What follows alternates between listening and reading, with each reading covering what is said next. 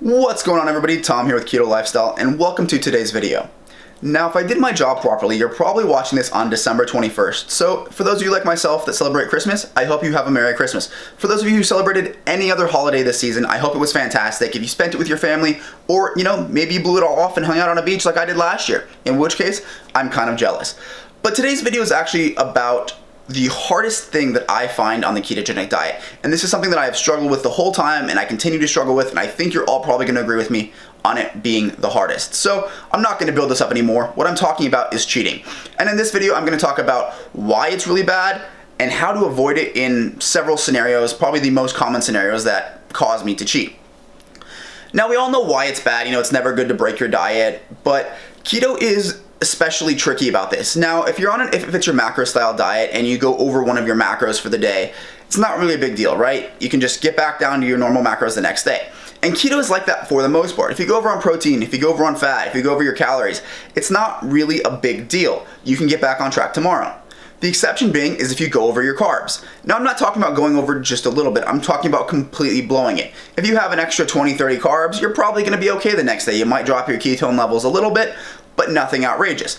But I'm talking about that case where you go out and you have 300, 400, 500 carbs. I mean, you completely wreck your ketogenic diet.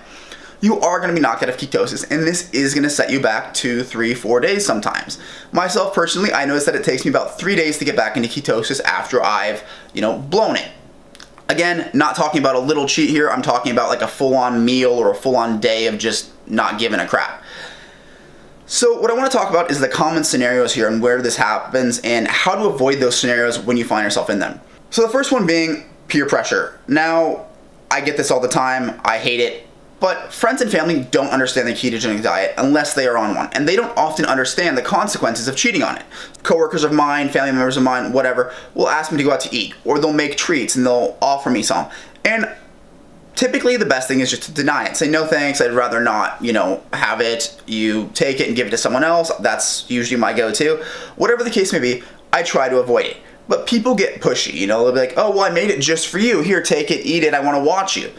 In that case, maybe I'll have a bite, whatever, I'll save it for later, I'll give it to someone. I try not to be rude, but the best thing you can do is just avoid it. Don't even give yourself the temptation.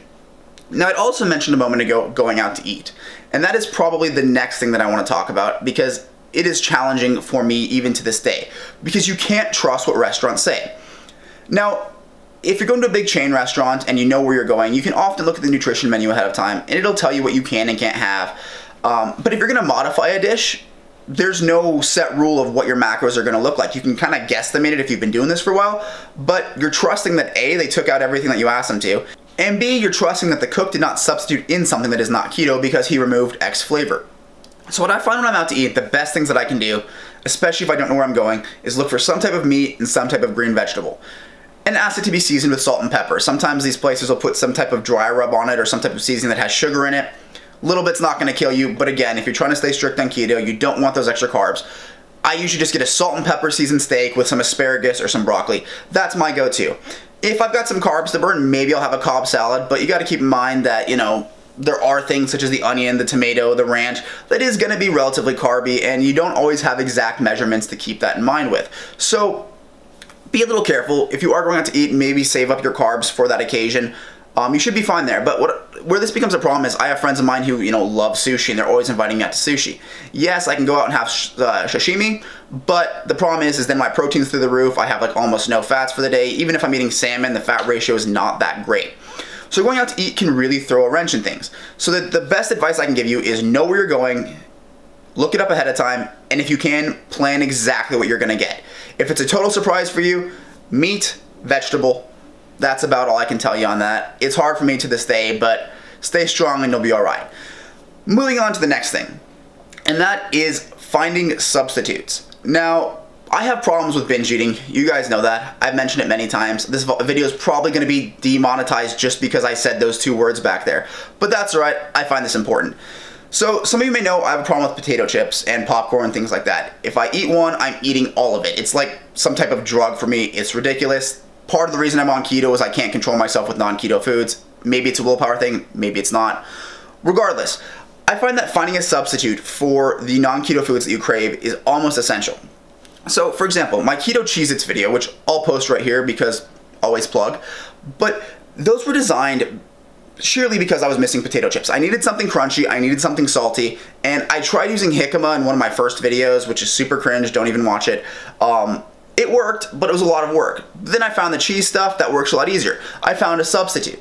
That was the biggest thing for me. I found the foods that are bingeable for me and the things that I crave, and I found something that allows me to have it without destroying my carbs. Yes, there's fat in there. Yes, there's protein. You make that work, but it's the carbs that are gonna knock you out of ketosis. Olivia has a thing with chocolate. She's always loved sweets as long as I've known her, so 8-9 years now. She's loved sweets. Lily's chocolate was like a godsend for her. Now I know if you look at the macros, there's a lot of sweeteners in there or sugar substitutes. I have to make sure I don't say artificial sweeteners because people will jump on me because they're not actually all artificial. But regardless, those sweeteners that are in there, they're not great for you. They can make your cravings worse. But she has maybe like 1 or 2 of the little squares a day, and the whole, like, the packaging is written for half the bar, so it's really not that bad. But that allows her to go through the day and have her sweets and not, you know, crave real chocolate as much.